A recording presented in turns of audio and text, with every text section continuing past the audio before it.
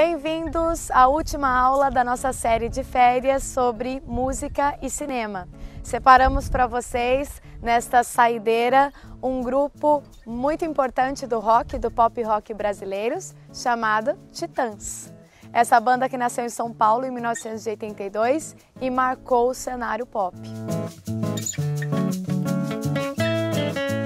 E preparem-se, porque nós vamos acompanhar os Titãs celebrando seus 25 anos de carreira. A vida até parece uma festa. É o nome do documentário que eles lançaram em 2009. E é um documentário bastante interessante porque ele é repleto de imagens de arquivo. Portanto, vamos ao filme. O filme A Vida Até Parece Uma Festa tem 100 minutos de duração e é capaz de nos mostrar como um octeto que tem 5 vocais consegue sobreviver por uma década e depois de 6 álbuns. Pois é, um dos grandes trunfos do filme é demonstrar essa unidade artística, essa unidade, digamos, musical entre essas 8 personalidades que depois de algum tempo conseguiram de alguma maneira consolidar as suas próprias carreiras artísticas. Grande parte dessas imagens foram coletadas, gravadas pelo Branco Melo. E através delas vocês conseguem notar uma história do Titãs através da televisão brasileira, por exemplo. Pois nós temos imagens como o do programa do Chacrinha, o do Clube do Bolinha e até mesmo do Perdidos na Noite, que foi a primeira aventura do Faustão na televisão brasileira. E grande parte dessas imagens retratam não somente a vida pública da banda na televisão brasileira, mas também demonstra um pouquinho das tensões e das tretas de estúdio. A exemplo de um momento bastante tenso, quando o produtor Liminha dá uma bronca daquelas no baterista, o Charles Gavan. Acompanha só.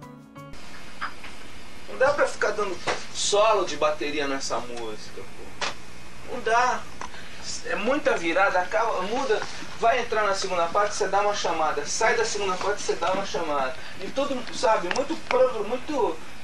Começa que a afinação da bateria para essa música também já não é a mais adequada, entendeu? Se você ficar mostrando essa afinação o tempo todo, pô, aí é que derruba mesmo, sabe? Tem que simplificar, cara. Ou então ainda momentos de descontração da banda, nos quais a gente consegue perceber o grau de amizade, né, de filia, de companheirismo que existia entre os meninos. Acompanha só. Afinal, é um prato bem brasileiro, não, Marcelo?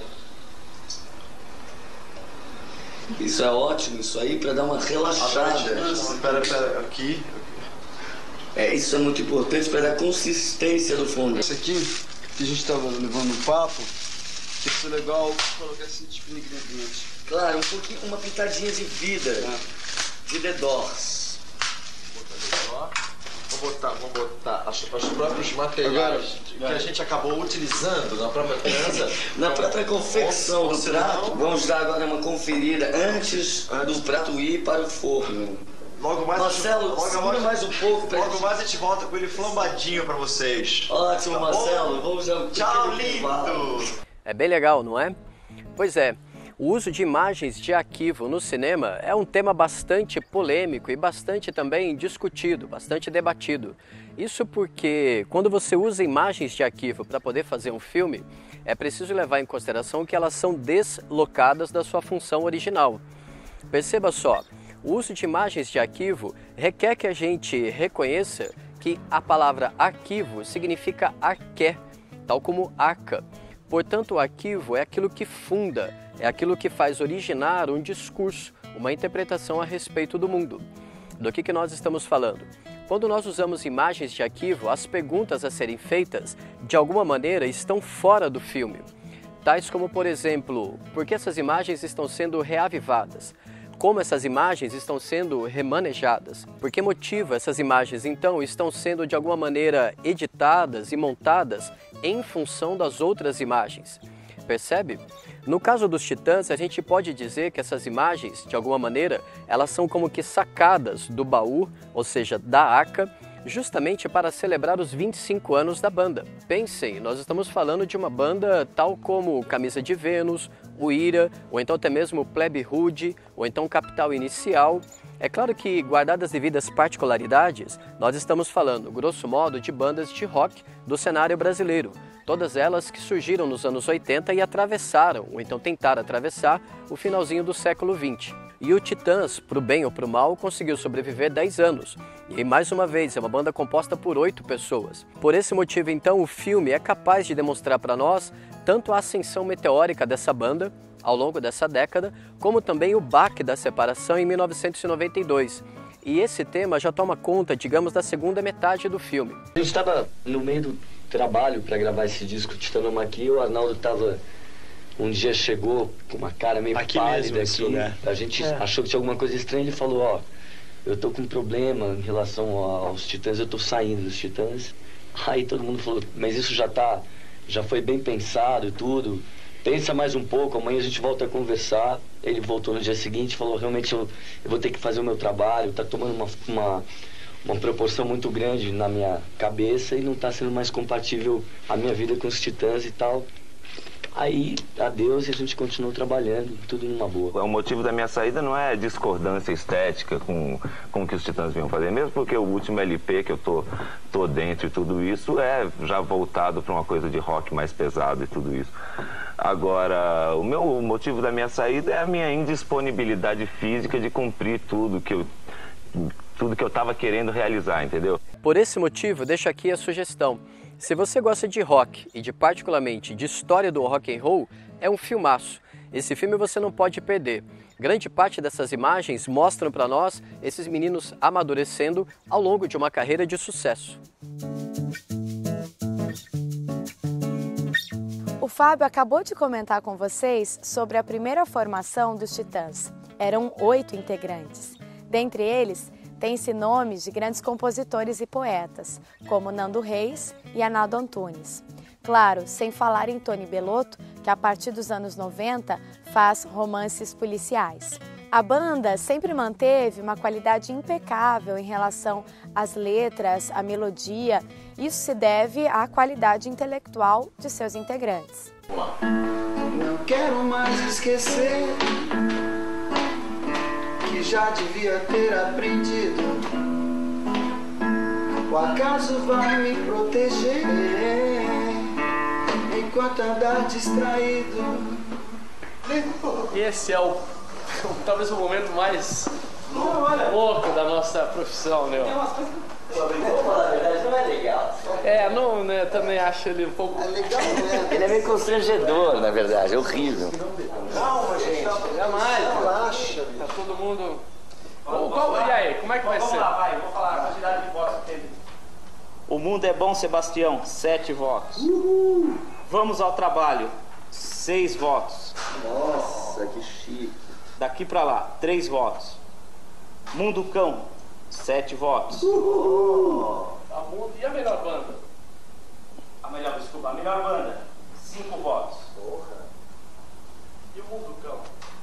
Mundo Cão, 7 votos. Olha o cara que a conta não tá dando. Quê? Eu não votei nessa música. Mundo Cão? Tem certeza? E a melhor banda de todos os tempos eu não votei. Não, porque eu votei, eu tava em dúvida. Contagem. Epitáfio, 4 votos. Um Morto de Férias, 7 votos. E Burra, 1 voto. Um voto? Só o meu? Eu votei, só eu votei? 50 autores. Puta que eu pariu, vocês estão bem loucos. Ou eu estou, né? A gente não tem nenhuma música que possa ser uma música de trabalho. Não, surpreendente, que músicas que eu achava, que eu achava que eram de trabalho. Com alma lavada? Não, tipo... música de trabalho, por exemplo, Bom Isso Desconfiar. ou Epitáfio. Epitáfio, votei no Epitáfio, por exemplo. Também. Mas eu votei no Isso também. Eu não votei.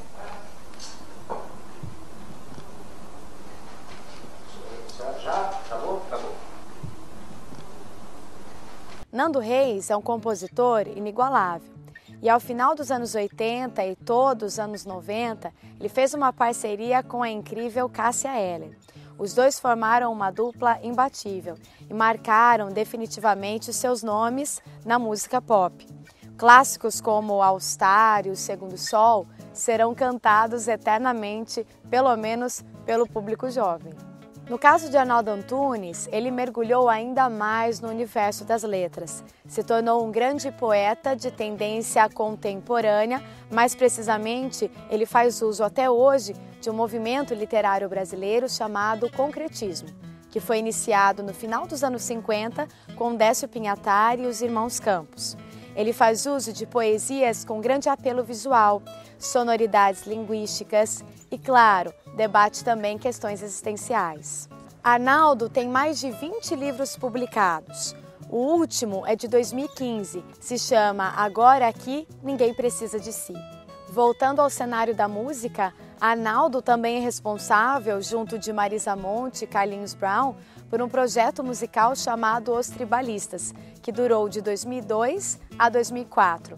O trio fazia uma música bem popular brasileira. Misturavam o samba com a bossa nova, com letras bastante líricas e recursos linguísticos muito bem trabalhados, fazendo uso do neologismo, por exemplo. Com relação ao caráter crítico do conjunto Titãs, se você quiser sentir um gostinho disso, escute, por exemplo, a canção chamada Comida, de composição do Arnaldo Antunes. Ela é bem crítica, vai dizer para você aquilo que já está lá desde a Bíblia. Nem só de pão, nem só de comida vive o homem. A gente precisa de muito mais. A exigência do olhar político do governo com relação à população brasileira, o amparo que o homem precisa ter também com relação às artes e à cultura. Chegamos ao final da nossa série de férias sobre música e cinema. Ao longo do mês de julho, conversamos sobre Maria Bethânia, Nelson Freire, Wilson Simonal e Titãs. Espero que vocês tenham gostado e conhecido muito mais a respeito desses grandes nomes da música popular brasileira. Pois é, e de quebra conversamos um pouquinho a respeito da história do cinema. Falamos de documentário de observação, documentário de arquivo, polemizamos um pouco a respeito dos usos dessas imagens de arquivo e também demos uma palhinha a respeito de teoria do cinema. Tá legal? Continue nos acompanhando, deixe aqui os seus comentários, mandem as suas sugestões de especiais e na semana que vem a gente volta com Carga Total com as nossas aulas semanais, para que a gente possa acompanhar vocês e vocês mandarem bem nos vestibulares desse 2017, tá certo? Portanto, como sempre, um abraço forte e até a próxima. Tchau, tchau.